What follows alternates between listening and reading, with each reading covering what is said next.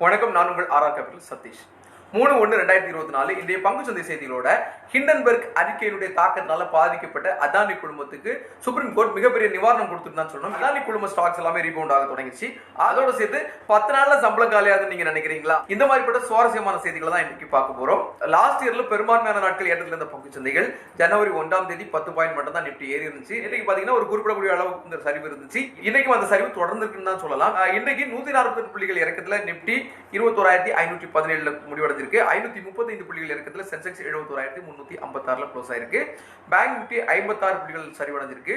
Nifty ID பொறுத்தவரை இன்றைக்கு 887 புள்ளிகள் சரிவடைஞ்சிருக்கு. நிப்டி ஸ்டாக்ஸ் எல்லாமே இன்றைக்கு அதிகமான செல்லிங்ல இருந்து. அப்போ ஏற்கனவே ஏறிட்டு இருந்த மார்க்கெட்ல இப்போ ப்ராஃபிட் புக்கிங் வந்திருக்குங்கிறத நம்ம உணர்ந்தே ஆகணும்.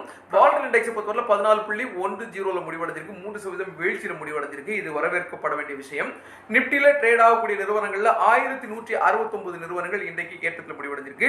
969 நிறுவனங்கள் இறக்கத்தில் முடிவடைஞ்சிருக்கு. பஜாஜ் ஆட்டோ உட்பட Adani Enterprises, IndusInd Bank, Adani Port, ITC இவங்க இன்னைக்கு நிப்டில டாப் கெய்னர்ஸா இருந்தாங்க.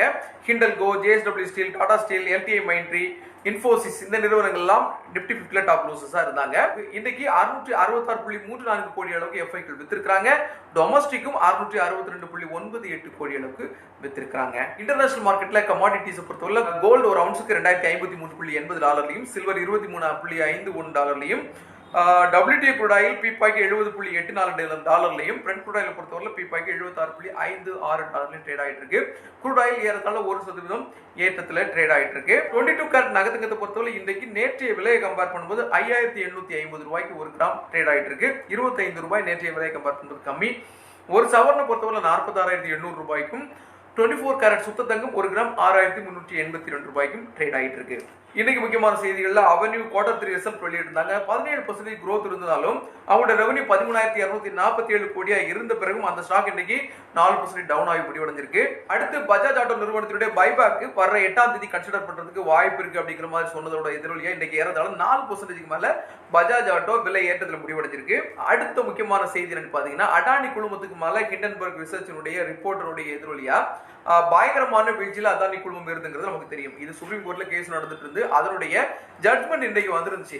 அந்த ஜட்மெண்ட்ல என்ன சொல்லிருக்காங்கன்னா, உச்சநீதிமன்றத்துக்கு பதில் செபிஏ இதை விசாரிச்சா போதும் அப்படிங்கிற மாதிரி சொல்லியிருக்காங்க. அதே மாதிரி ஏற்கனவே அதானி குழுமத்துக்கு எஃபிஎம் மூலமும் எல்ஓடிஆர் மூலமா வந்த இன்வெஸ்ட்மெண்ட்டை மறு ஆய்வு செய்ய வேண்டிய அவசியம் இல்லை அப்படிங்கிற மாதிரி சுப்ரீம் கோர்ட் முக்கியமான ஒரு விஷயத்தை சொல்லியிருக்காங்க. இன்னும் முக்கியமா நம்ம சொல்லணும்னா, ஹிண்டன்பர்க் ரிசர்ச்சினுடைய அந்த ரிப்போர்ட் அவங்க வெளியிட்டு அது மூலமா ஷார்ட் செல்லிங் பண்ணாங்க இல்லையா, இது மூலமா அவங்க இல்லீகலா ஏதாவது பண்ணிருக்காங்களா? அப்படி பண்ணியிருந்தா மத்திய அரசாங்கம் செபியும் தீவிர நடவடிக்கை எடுக்கணும் அப்படிங்கிற மாதிரி ஒரு பாயிண்டையும் முக்கியமா குறிப்பிட்டு சொல்லியிருக்காங்க. இதன் எதிரொலிதான் இன்னைக்கு அதானி குழும ஸ்டாக்ஸ் எல்லாமே ஏற தொடங்கி இருக்கு. அடுத்த செய்தி பாத்தீங்கன்னா, பாரதி ஏர்டெல் நிறுவனம் 2024 மட்டும் $3-4 பில்லியன் அளவுக்கு 5G நான் ஸ்டாண்ட் அலோன் நெட்வொர்க்குக்காக செலவிட போறதா செய்தி சொல்லியிருக்காங்க. ஏன்னு பாத்தீங்கன்னா 5G நெட்வொர்க்குடைய தொழில்நுட்பம் ஒவ்வொரு நிறுவனங்களா வெளியிட தொடங்கிட்டாங்க, இம்ப்ளிமெண்ட் பண்றாங்க. ஜியோவும் சரி, ஏர்டெல்லும் சரி, வோடாஃபோனும் சரி, இவங்க எல்லாருமே இம்ப்ளிமெண்ட் பண்றதுக்கு ரெடியா இருக்காங்க. சில நகரங்கள்ல ஏற்கனவே 5G தொழில்நுட்பம் இருக்கு. சோ இதை டெவலப் பண்றதுக்காக தான் ஏர்டெல் நிறுவனம் $3-4 பில்லியன் இந்த ஒரு வருஷம் மட்டும் நாங்க செலவிட போறோம்னு சொல்லியிருக்காங்க. ஜூப்ளின் ஃபுட்வொர்க் நிறுவனம் O2 ரினியூவபிள் நிறுவனத்திட்ட இருந்து ஏறத்தாழ 6.32% ஸ்டேக்கை 2.67 கோடி அளவுக்கு அக்வயர் பண்ணிக்கதா ஒரு தகவல் கொடுத்திருக்காங்க. ரினியூவபிள் பவர் செக்மெண்ட்ல அவங்க 4.51 மெகாவாட் உற்பத்தியை அதிகரிக்கணும் அப்படிங்கிற நோக்கத்தோட இருக்கிறதாக இன்னைக்கு ஒரு செய்தி சொல்லியிருக்காங்க. அடுத்த செய்தி பாத்தீங்கன்னா, ஜியோ பைனான்சியல் நிறுவனம் செபிட்டே ஏற்கனவே மியூச்சுவல் ஃபண்ட் லைசன்ஸுக்காக விண்ணப்பிச்சிருந்தாங்க. அந்த லைசன்ஸை எதிர்நோக்கி அவங்க காவல் இருக்காங்க. அதோட சேர்த்து பாத்தீங்கன்னா, பைபர் சேட்டலைட் மூலமா இன்டர்நெட் கொடுக்கறதுக்கான வேலையில அவங்க மும்முரமா இருக்காங்க.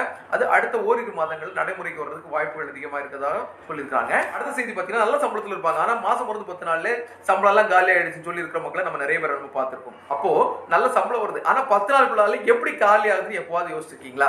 காசு இருக்கிற வரைக்கும் டெபிட் கார்டு மூலமா தேய்க்கிறது, இப்போ அதுவும் இல்ல, ஸ்கேன் மூலமா தேய்ச்சிக்கிறோம். இதெல்லாம் முடிஞ்சிருச்சு, அடுத்து கிரெடிட் கார்டு மூலமா தேய்ச்சிக்கிறோம். எப்போவாச்சும் நம்ம பேங்க் அக்கௌண்ட் ஸ்டேட்மெண்ட் வாங்கி நம்ம என்ன எக்ஸ்பென்ஸ் எல்லாம் பண்ணிருக்கோங்கிறத எப்போவாச்சும் செக் பண்ணிருக்கோமா?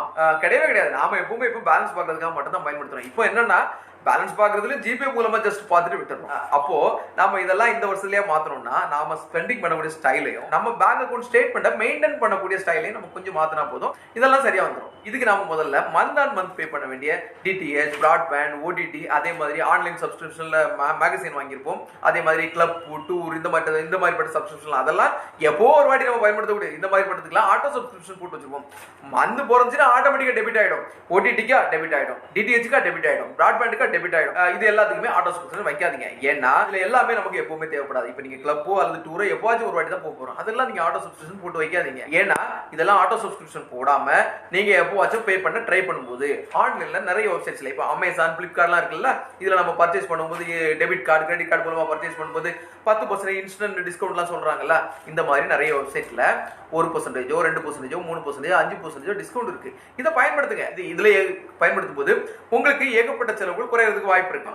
மாசம் கூட அவங்க ரெகுலராகவே இந்த மாதிரி டிஸ்கவுண்ட்ஸ் கொடுத்துட்டு இருக்காங்க. ஸோ நீங்க மாசம் பே பண்ண வேண்டிய இந்த ஆட்டோ சப்ஸ்கிரிப்ஷனை தவிர்த்துக்கிட்டு இதெல்லாம் உங்களுக்கு தேவைன்னா நீங்க இதை ட்ரை பண்ணலாம். அதுல 2%, சரி 5% சரி, அது பெரிய வருமானம் இல்லையா, அதை நீங்க சேவ் பண்ண முடியும் இல்லையா. இதுவும் இல்லாம நீங்க ஏதோ ஒன்று சப்ஸ்கிரைப் பண்ணி வச்சிருக்கிறது ஒரு சப்ஸ்கிரிப்ஷன் முடியறதுக்கு முன்னால ஆனுவலி பேக்கு ஏதாவது ஆஃபர் கொடுத்துருக்காங்களா அப்படிங்கிற மாதிரி பாருங்க. அதுல 10-15% டிஸ்கவுண்ட் கொடுத்துருந்தாங்கன்னா நீங்க அது மொத்தமா வாங்கலாம் இல்லையா. இப்போ ஏறத்தாழ 1500 ரூபாய்க்கு நீங்க மந்த்லி பிராட்பேண்ட் ஒன்று எடுத்திருக்கீங்க, அன்லிமிட்டடா எடுத்திருக்கீங்க. அது உங்களுக்கு அவ்வளவு தேவையாகிறதே முதல்ல விஷயம். அந்த 1500 ரூபாய் எடுத்துக்கிறதுக்கு நீங்க ஒரு வருஷத்துக்கு ஏறத்தாழ 18,000 ரூபாய் பே பண்ண போறீங்க. அந்த 18,000 ரூபாய்க்கு பதில் நீங்க ஆனுவலி பிளான் ஏதாவது இருக்கான்னு பாருங்க. அதுல 10-15% உங்களுக்கு டிஸ்கவுண்ட் கொடுக்கும்போது ஏறத்தாழ உங்களுடைய பணம் 2,700 ரூபாய் கம்மியாகிறதுக்கு வாய்ப்பு இருக்கு. இந்த ஒரு பேமெண்ட்ல மட்டுமே உங்களுக்கு 2,700 ரூபாய் குறையறதுக்கு வாய்ப்பு இருக்கு. இப்போ நீங்க ஆட்டோ சப்ஸ்கிரிப்ஷன் போட்டிருந்தீங்கன்னா மாசம் 1,500 ரூபாய், ஒரு வருஷத்துக்கு 18,000 ரூபாய் போயிருக்கும். இப்போ 2,700 ரூபாய் கம்மியா தான் நீங்க செலவு பண்ணிருப்பீங்க. அடுத்தது 1,500 ரூபாய்க்குலாம் மந்த்லி பிராட்பேண்ட் பிளான் அன்லிமிட்டட் தேவையான யோசிங்க. 600-700 ரூபாய்க்குலாம் நிறைய அன்லிமிட்டட் பிளான்ஸ் வந்து சீப்பாவே இருக்கு, அதை ட்ரை பண்ணலாம். இதையும் தாண்டி வீட்லயும் அன்லிமிட்டட் பிளான் வச்சுட்டு நீங்க வச்சுக்கூடிய மொபைலுக்கும் அன்லிமிட்டடா மாசத்துக்கு 500 ரூபாய் 600 ரூபாய் பே பண்ண ரெடியா இருக்கீங்க. இதுலயும் இப்ப 2-3 நம்பர் பயன்படுத்தக்கூடியவங்க அந்த எல்லா நம்பருக்குமே ரீசார்ஜ் பண்ண வேண்டிய ஒரு சிச்சுவேஷன் இருக்கு. அப்ப இதுலயும் உங்க பணம் நிறைய காலி ஆயிடும். அதுக்கு பதிலாக எல்லா மொபைல் நெட்வொர்க்லயுமே நீங்க ஆனுவல் பிளான் பாத்தீங்கன்னா ஒரு அன்லிமிட்டடா பாத்தீங்கன்னா 2,000 ரூபாய் 2,500 ரூபாய்க்கு முடிஞ்சிடும். அதாவது 12 மாசம் சேர்த்தே 2,000-2,500 ரூபாயில முடிஞ்சிடும் போது நீங்க எதுக்கு மாசத்துக்கு 600-700 ரூபாய் செலவு பண்ண போறீங்க? அடுத்தது பாத்தீங்கன்னா நிறைய பேர் வேலை பிஸில அபார்ட்மெண்ட்ல தங்கி இருப்பாங்க. அங்க இருக்கக்கூடிய மந்த்லி மெயின்டெனன்ஸ் பில்ல ஆட்டோமேட்டிக்கா போட்டு வச்சிருப்பாங்க, அதாவது ஆட்டோ சப்ஸ்கிரிப்ஷன்ல போட்டுருப்பாங்க. அப்படின்னா ஒரு மாசம் பிறந்த உடனே அந்த தேதியில டான் அவங்க என்ன அமௌண்ட் போட்டுருக்காங்க அந்த அமௌண்ட் போயிட்டே இருக்கும். பொதுவாகவே அபார்ட்மெண்ட்ஸ்ல எல்லாம் பில்ல பொறுத்தவரையில ஒரு மாசம் வந்து பில் அதிகமா இருக்கும், ஒரு மாசம் குறையறதுக்கு வாய்ப்புகள் உண்டு. நீங்க ஒரு ஸ்டாண்டர்டான பில்ல போட்டு வைக்கும்போது அது சப்போஸ் அதிகமா இருந்தா நீங்க பில்ல பார்க்காம தேவையில்லாம உங்க ஆட்டோ சப்ஸ்கிரிப்ஷன் பே பண்ணும்போது அதுல இருக்கக்கூடிய அதிகமான பணம் கார்பஸ்ல போய் தேங்கி நிற்கும். சில நேரங்கள்ல உங்களுடைய மெயின்டெனன்ஸ் பில் வந்து அதிகமாயிடுச்சுன்னா அப்போ நீங்க கொடுக்க வேண்டிய பணம் இன்னும் பெண்டிங்ல இருக்கும், அதை நீங்க கவனிக்காம விடுறதுக்கும் வாய்ப்பு இருக்கு. எல்லாத்தையும் விட அபார்ட்மெண்ட் மெயின்டெனன்ஸ் பில்ல நீங்க ஆட்டோ சப்ஸ்கிரிப்ஷனா போடாம மந்த்லி பில்ல பார்த்து நீங்க பில்ல பே பண்ணும்போது இதுல தேவையில்லாத தண்ட செலவு ஏதாவது இருக்காங்கிறத நீங்க வந்து நோட் பண்ண முடியும். அப்படி இருந்துச்சுன்னா நீங்க क्वेश्चन ரைஸ் பண்ண முடியும். மேபி அதை குறைக்க கூட வாய்ப்பு இருக்கு. இந்த அபார்ட்மெண்ட் பில்களையும் அமேசான், பிளிப்கார்ட் இந்த மாதிரிப்பட்ட வெப்சைட் மூலமா பண்ணும்போது 1-2% வரைக்கும் உங்களுக்கு டிஸ்கவுண்ட் கிடைக்க வாய்ப்பு இருக்கு. இப்படி அபார்ட்மெண்ட் மெயின்டெனன்ஸ் பில் எல்லாம் பார்க்காம அந்த பில்ல பார்த்து பே பண்றதுக்கு டைம் இல்லைங்க அப்படிங்கிறவங்க ஆட்டோ சப்ஸ்கிரிப்ஷன்ல தான் நான் பே பண்ணுவேன் அப்படிங்கிறவங்களுக்கு இந்த மாதிரிப்பட்ட தண்ட செலவு எல்லாம் கேரண்டி தாங்க. அதை ஒண்ணுமே பண்ண முடியாது. சரி, இதெல்லாம் முடிச்சிட்டோம். ஆனா நீங்க ஒரு மாசம் பிறந்தா 1ஆம் தேதியிலிருந்து 31ஆம் தேதி வரைக்கும் நீங்க என்ன செலவு பண்ணிருக்கீங்களோ அதுக்கும் உங்களுக்கு என்ன வருமானம் வந்திருக்கோ அதுக்கும் உங்ககிட்ட கணக்கு இருக்கணும். வரவு செலவு கணக்கை கட்டாயம் எழுதி பழகணும். பேப்பர்ல எழுத முடியாதுங்க அப்படின்னா செல்போன்ல நோட் பண்ணுங்க. ஏகப்பட்ட ஆப்ஷன்ஸ் இருக்கு இல்லையா, அது மூலமா நோட் பண்ணுங்க. நோட் பண்ணும்போது நீங்க தேவையில்லாம எந்தெந்த செலவுகளை பண்ணிருக்கீங்கிறத நீங்க ரீஅனலைஸ் பண்றதுக்கு அது ஒரு சான்ஸ் கொடுக்கும். நீங்க எதுவுமே பண்ணல, உங்ககிட்ட மொபைல் இருக்கு, ஸ்கேன் பண்ணிக்கிறீங்க, கார்டு இருக்கு, தேய்ச்சிக்கிறீங்கன்னா எதுவுமே உங்களால சேஞ்ச் பண்ண முடியாது. இது எல்லாத்தையும் விட வரவு செலவெல்லாம் நோட் பண்ணா கூட உங்களுடைய பேங்க் அக்கௌண்ட் ஸ்டேட்மெண்ட்டை நீங்க அப்பப்போ செக் பண்ணணும். எப்படின்னா முன்னால நம்ம பேங்க் பாஸ்புக்ல என்ட்ரி போடுவோம். என்ட்ரி போட்டு என்ன எடுத்திருக்கோம், என்ன வந்திருக்கு அப்படிங்கறத நமக்கு செக் பண்ணிடுவோம். இப்போ பெரும்பான்மையான மக்கள் என்ன பண்றாங்கன்னா எல்லாமே டிஜிட்டலா பேங்க் பேலன்ஸ் செக் பண்ணிட்டு போயிட்டே இருக்காங்க. ஆனால் டீடைலா பேங்க் ஸ்டேட்மெண்ட்டை பார்க்க மாட்டேங்கிறாங்க. என்ன வருமானம் வந்திருக்கு, இதுல என்னென்னலாம் செலவு பண்ணிருக்கோங்கிற டீடைல் ஸ்டேட்மெண்ட்டை பார்க்க மாட்டேங்கிறாங்க. இது போக வேற ஏதாவது தேவையில்லாத சார்ஜஸ் ஏதாவது பிடிச்சிருக்காங்களா, நமக்கு தெரியாம பிடிச்சிருக்காங்களாங்கிறத செக் பண்ணாம விட்டுறாங்க. இதுதான் மிகப்பெரிய தப்பு. இப்போ நீங்க இந்த மாதிரிப்பட்ட வரவு செலவு கணக்கோட சேர்த்து உங்களுடைய பேங்க் அக்கௌண்ட் ஸ்டேட்மெண்ட்டையும் நீங்க பார்க்கும்போது ஃபில்டர் பண்றதுக்கு ஒரு வாய்ப்பு இருக்கும். அதை பண்ணும்போதே உங்க செலவுகள்ல 10-20% குறைக்கிறதுக்கு ஏதுவா இருக்கும். இனியாச்சும் இந்த வருஷத்துலயாச்சும் உங்க பேங்க் அக்கௌண்ட்ல தேவையில்லாம உங்களுடைய சேலரி கரையாம பாக்குறதுக்கு நீங்க தான் முதல் ஸ்டெப் எடுத்து வைக்கணும். எடுத்து வச்சீங்கன்னா நிச்சயமா உங்களால உங்க பேலன்ஸை ஓரளவு மெயின்டைன் பண்றதுக்கு வாய்ப்புகள் இருக்கு. இன்றைய பங்குச்சந்தை சார்ந்த செய்திகள் மற்றும் தகவல்களை தெரிவிச்சிருக்கேன். இந்த செய்திகளும் தகவலும் உங்களுக்கு பயன்படும் நினைக்கிறேன். எப்பவும் சொல்ற மாதிரி தான் பங்குச்சந்தை, மியூச்சுவல் ஃபண்ட், ETF டிஜிட்டல் வெறும் ரூபாயிலிருந்து கூட முதலீடு செய்ய முடியும். இந்த மாதிரிப்பட்ட எளிய முதலீடுகள் இருக்குங்கிறது எல்லா மக்களுக்கும் போய் சேருங்க நோக்கத்தில் தான் இந்த செய்தி தொகுப்பு உருவாக்கப்பட்டிருக்கு. உங்களுக்கு இந்த செய்தி தொகுப்பு பிடிச்சிருந்தா லைக் பண்ணுங்க, கமெண்ட் பண்ணுங்க, சப்ஸ்கிரைப் பண்ணுங்க, ஷேர் பண்ணுங்க. இது முழுக்க எஜுகேஷனல் பர்பஸ் தான். உங்களுடைய பங்குச்சந்தை சார்ந்த முதலீடு நீங்க எடுக்கிறதுனால உங்களுடைய முதலீட்டோட ரிஸ்க் என்னங்கிறத உணர்ந்து அதற்கேற்றபடி முதலீடு செய்யுங்க.